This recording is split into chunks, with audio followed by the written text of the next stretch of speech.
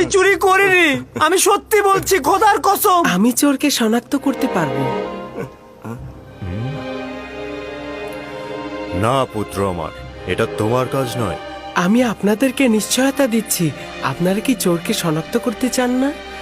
চাই, কিন্তু তুমি কি করে চোরকে শনাক্ত করবে?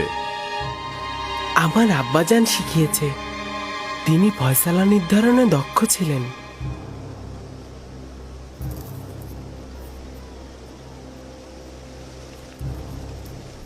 নিশ্চয়তা দিচ্ছ?